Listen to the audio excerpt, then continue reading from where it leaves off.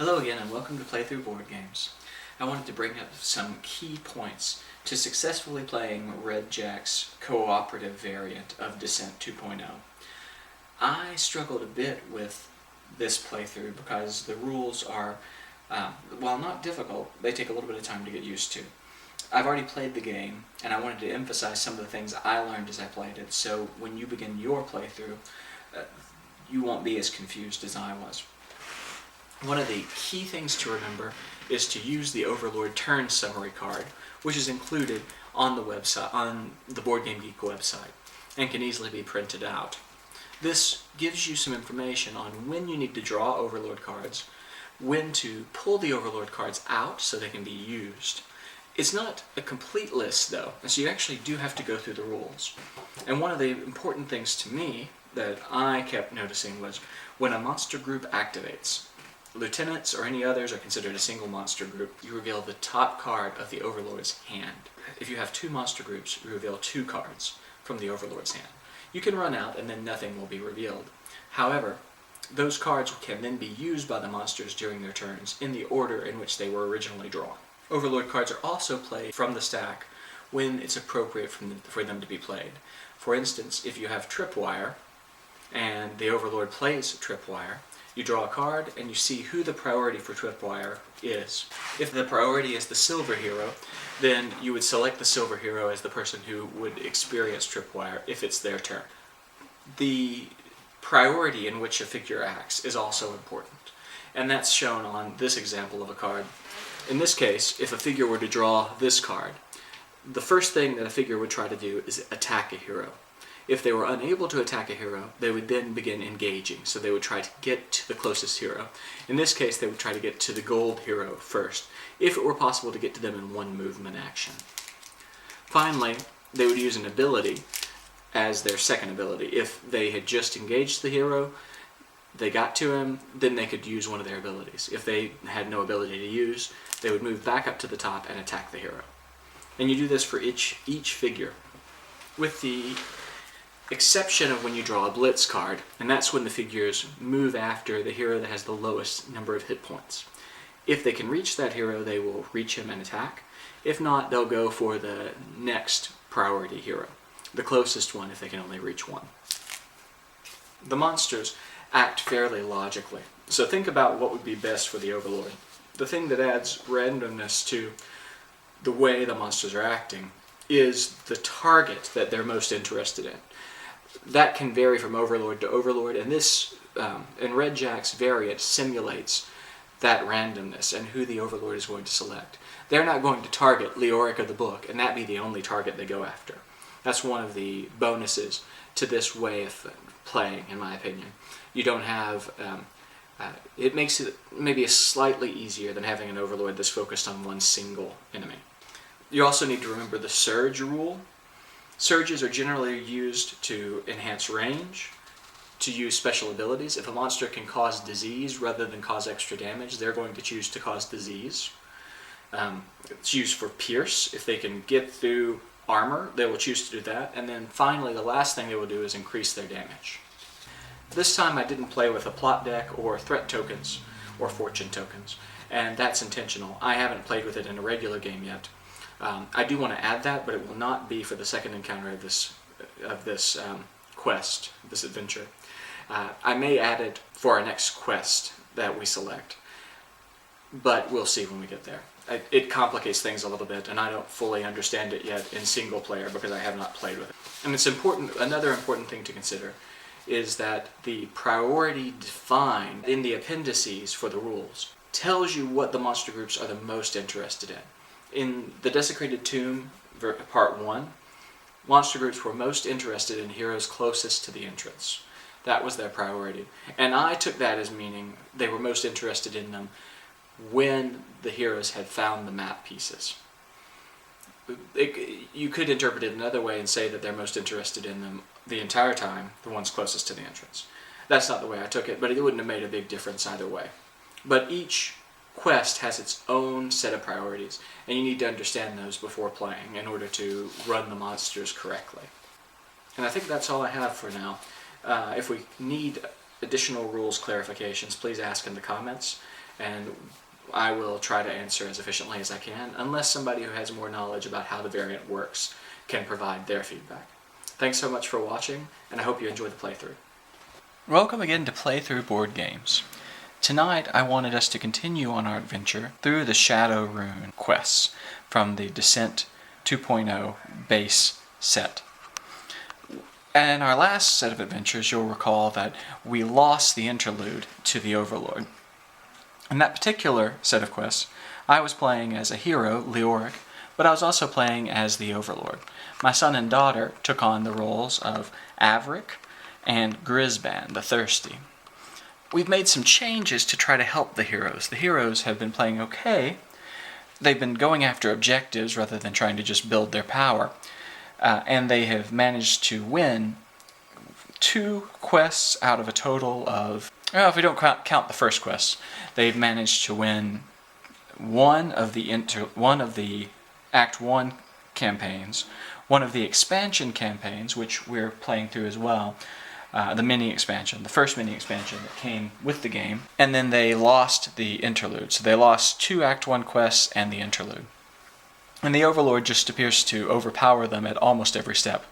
So to address that, we've decided to alter our characters a great deal, or as much as we feel is okay. One of the choices that you're able to make whenever you are beginning the second act of the campaign is you're able to take all of the Act 1 shop cards and lay them out, and the heroes are able to buy cards from all the choices in the Act 1 deck.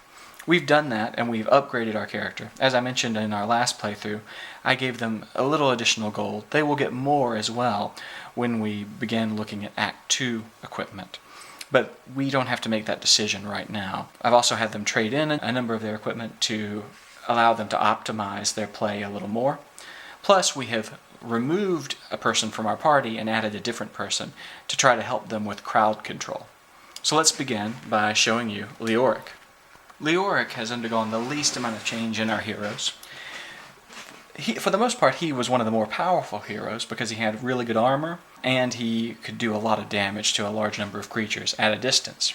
While Leoric hasn't changed a great deal, we have swapped out his armor for one of the armors from the shop in set 1, and that's for this rune plate.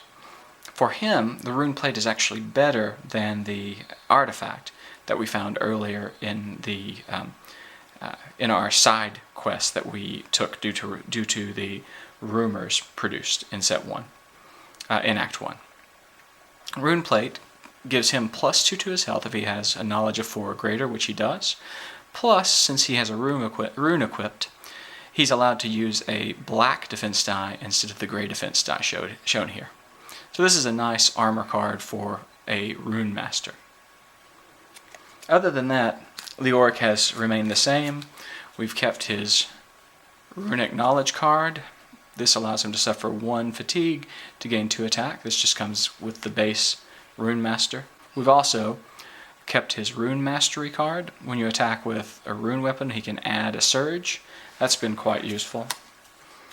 And while this has been less useful, it has been useful in some instances. We've kept his exploding rune card. He has 2 experience points he hasn't spent, and we're not going to spend them because we want him to be able to spend 3 after this next adventure. Grisban is still with the party. Remember Grisban the Thirsty. Grisban has been pretty effective, but not as effective as we would like. He was a champion, so he has had a change of heart in his career and has moved into a different class that we wanted to try to see if he could be more effective at removing monsters from the board. That class is the Berserker class, and it comes with the base game.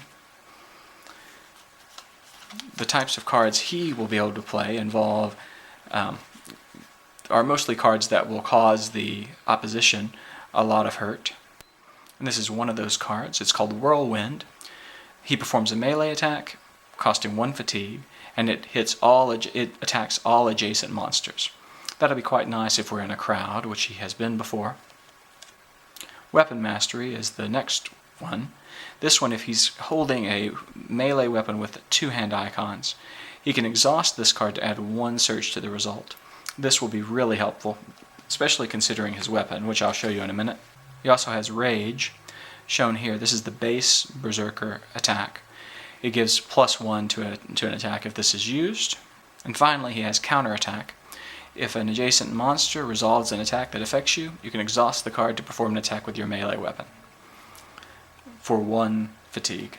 So those are really good cards, and we hope they will make him a little more effective in combat. We've also managed to purchase him some chainmail, shown here. This would reduce his speed, but his speed is already reduced, so we're not too concerned about it. He gets 1 gray die to go along with this chainmail.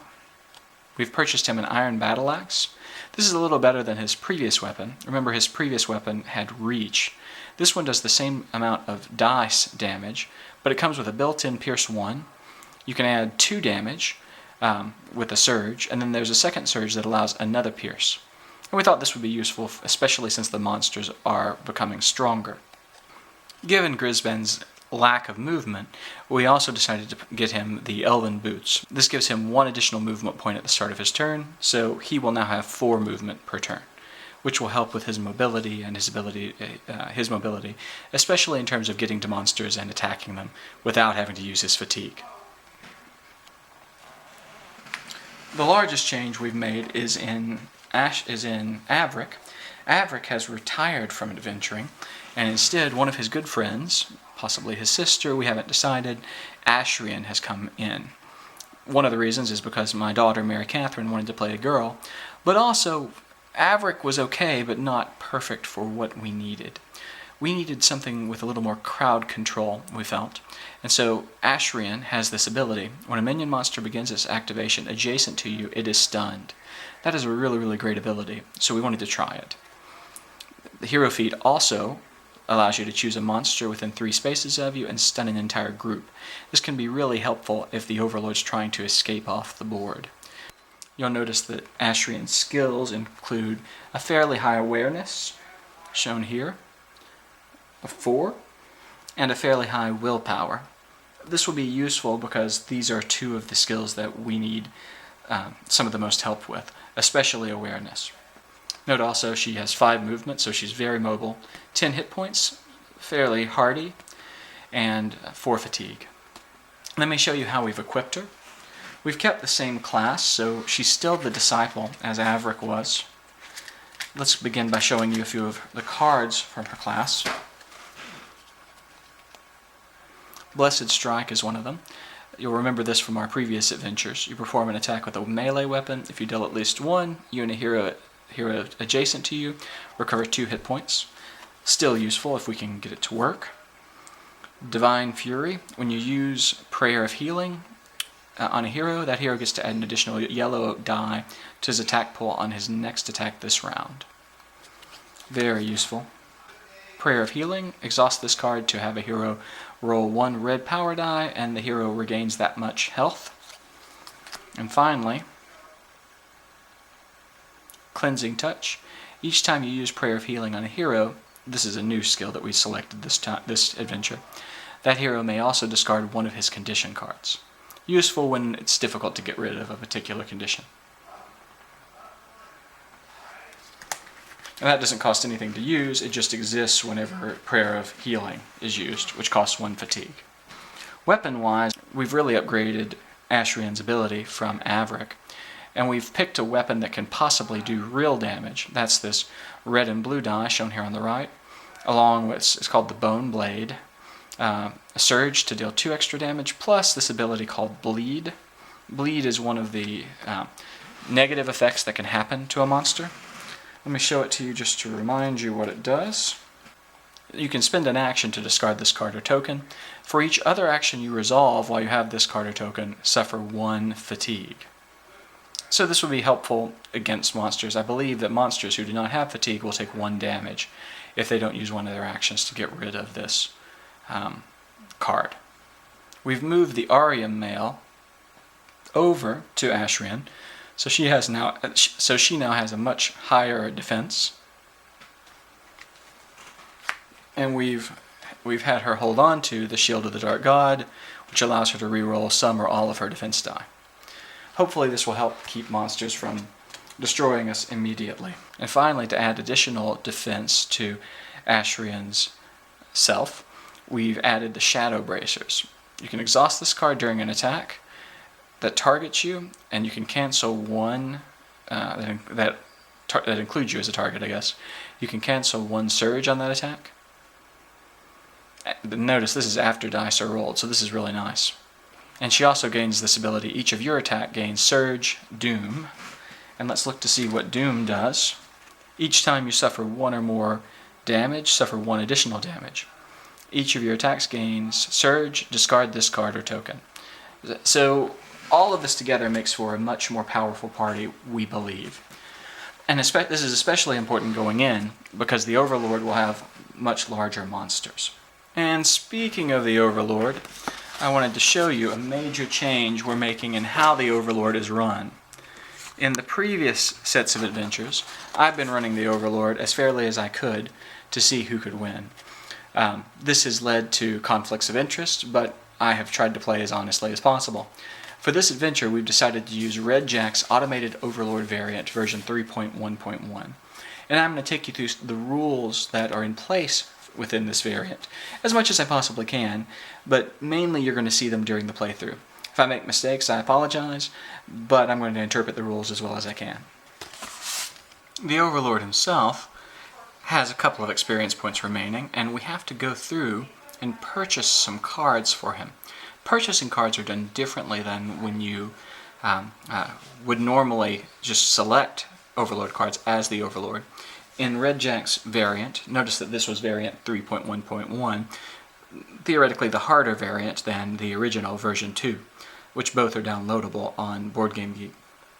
You have to draw from a deck that is used. It's called the Automated Overlord deck, AO, and AO cards are involved in it. I've printed out all of these cards, as you'll see here, on cardstock, put them in sleeves so we can use them during the game. In order to decide what you're going to purchase, though, you have to draw from the deck. Let me show you what these cards are composed of first. The Automated Overlord deck comes with a variety of cards that help you decide, as the Automated Overlord, what your priorities should be. Generally, your priorities are based on the mission, though, and that information isn't included on these cards. If you are trying to gather the crops and get them away from the heroes, those are the monster's priorities. And you play the monsters as you would expect. The monsters run up to the crops, try to take them, and try to run away. But if you don't have a specific priority and you're just trying to cause the heroes grief, these automated cards help you do that. Here's the layout of an automated card. You can see they have different hero tokens listed at the top portion of the card. The hero token shown at the very top is the priority target of the current monster. The tokens listed below show in order of priority who the target goes after if they can't get to this hero. What the monster will do depends on the layout of the information at the bottom of the card. The monster will begin by first trying to use an ability on the hero. If this isn't possible, they'll move down to engaging the hero, so they'll get as close to it as they can, and then finally they will attack.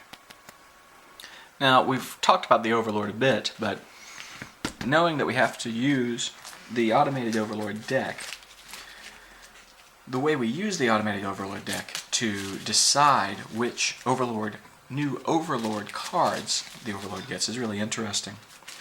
The basis behind it is you draw one of the Automated Overlord deck's cards, and you look at the number at the bottom. That's a 3.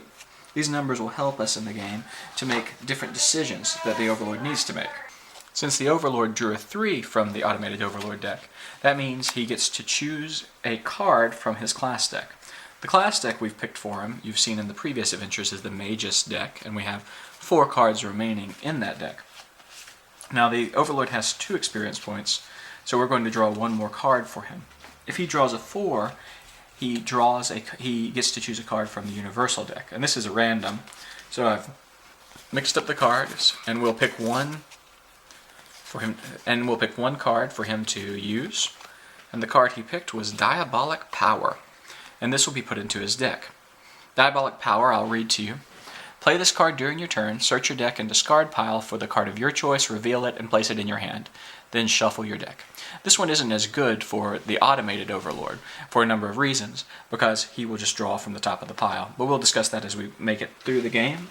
There's another action that the Overlord has to take, and that's he has to decide whether he's going to get rid of a card, since he now has a new card in his deck. As you know, the Overlord can have a 15 card or larger deck. For each new card drawn, draw another automated Overlord card. If the number on the card is 3 or 4, then remove a basic card and return it from the deck. Would you like to, Daniel is with me now, would you like to choose one of the automated Overlord cards? Oh yeah, it says Mage. Pick one of the cards, and we'll see if he just chooses to get rid of a card. Would you show it to the camera, please? Oh, and he drew a Blitz, which if you look at the number on the bottom, it's a 2. 2 on the bottom for in this particular case means that he keeps the cards in his deck. So he now has a 16 card deck. As I mentioned, the Overlord has a second experience point, so we'll draw from here. The number he pulled from the deck is a 3, so he will choose another card from his class deck, and we'll just choose the top card from that, and it is Word of Despair. Play this card at the end of your turn. Each hero tests willpower. Each hero who fails suffers 1 fatigue each time he performs an action during his next turn. This gets put into the Overlord's deck, and then we also draw to see whether the Overlord will discard a card. In this case, we got a 3, and as I mentioned, if the Overlord draws a 3, he removes a basic card from his deck and returns it to the box. I think to decide which basic card, there may be some directions on that. I think it ends up being random. So basically, we'll mix the Overlord's deck up and draw until we get a basic card and put that into the box. And we'll draw the first card, and it is a basic card, Dark Charm. We're kind of glad that goes back in the box. And that takes care of the Overlord's turn. He is now set for the encounter. Remember, the Overlord has 2 objects that he can use during his adventures. The Staff of Shadows and the Shadow Rune. Baron Zakareth has to be present for the Shadow Rune to be rolled, but the Staff of Shadows can be used. Not sure this is going to be helpful for him, but we'll see what happens. Or if we can even automate the artifacts very well. Now that we've finished selecting cards for the Overlord deck, we have to choose the adventure we're going to play. To tell which quest you go to, you draw an Overlord card, shown here, the automated Overlord card. Look at the number, which is 2, listed here, and you look down at your quest tracker to see which quest will be the one that the Overlord is choosing for you. We see a Fat Goblin and Castle Darien. That means that the second set of quests are the ones we're going to pick from. The heroes did not win this quest, so this is going to be the Deserted Tomb is going to be the quest that we're going to try. So we'll build that quest up, and then we'll begin our journey to the Deserted Tomb. If we look at the map to see where the Deserted Tomb is located, it's right here, 3 steps from Aaron. So let's see what happens. I'm Aaron. No, your name is Ashrian, remember? Who's Aaron? That's the name of the city here. Oh. Okay? Okay. Do you want to say hi to the camera? Yeah. Are we playing it? We're going to play. I got to build the map. You want to say hi? Hi. And what is today? Christmas. Almost Christmas. It's the day after Thanksgiving. It's the day after Thanksgiving. But we bought our tree, right? Yeah. And we set it up and we put some lights on it. Yeah. And we're going to put a few more lights on it. Did you like the colors? Yeah. What colors were they? Purple and white. Purple and white. And they go well together? Yeah. Okay. That's really nice, isn't it? Can we play it? Yeah, I got to build the map, though. You're going to have to help me. Okay. Here's a view of the first encounter in the Desecrated Tomb. Zombies are the first group. They are always in this particular encounter, and they go on the graveyard. To select an open group, we need to use Redjak's selection criteria.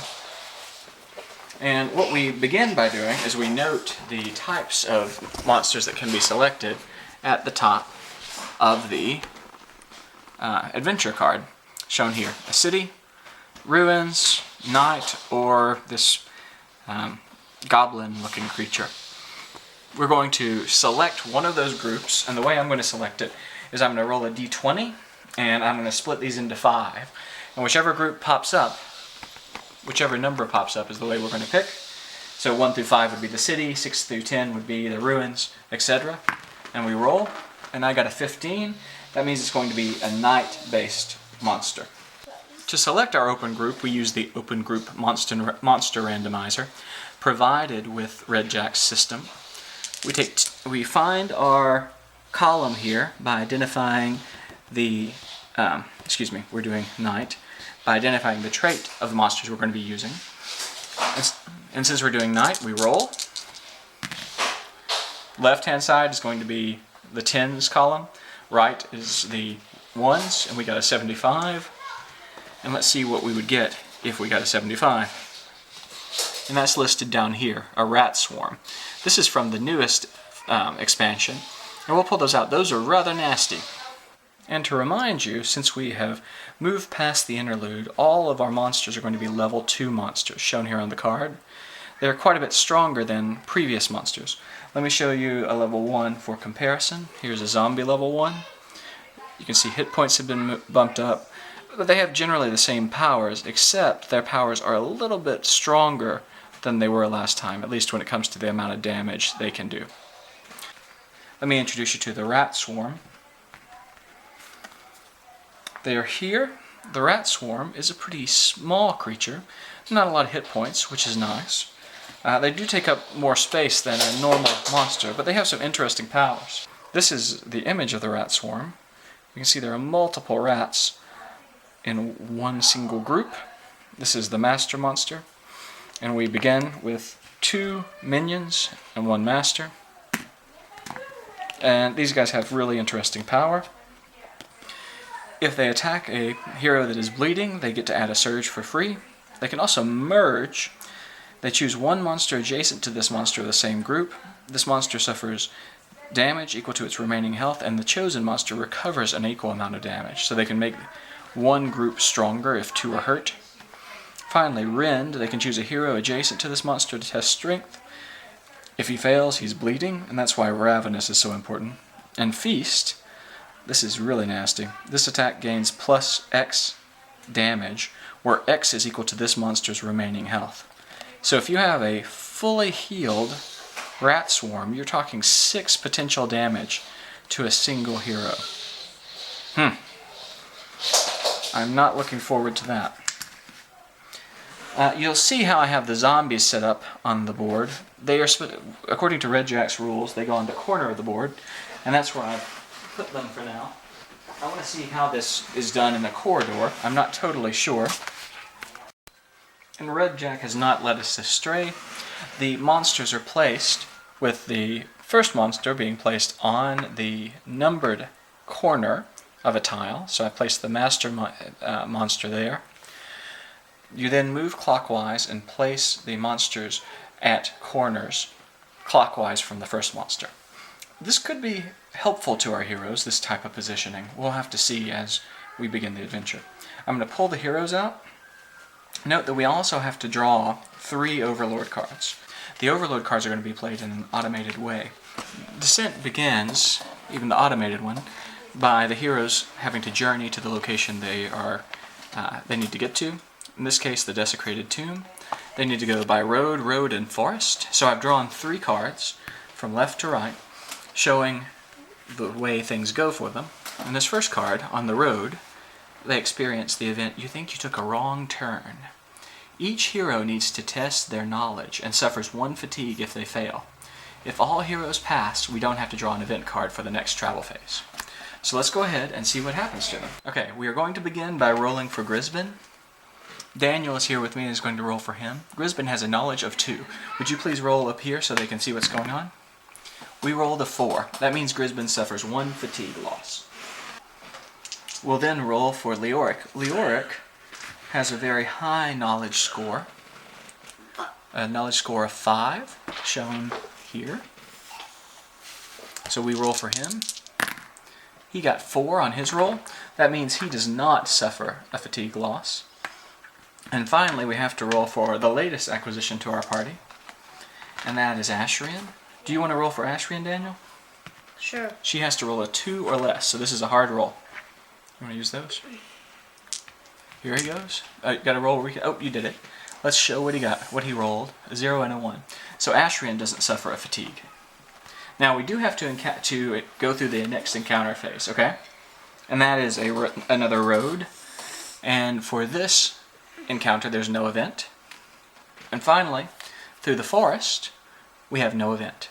So we've finished our encounter phase, and we're now at the Desecrated Tomb. Do you know what tomb means? Mm-hmm. What? Grave. Grave.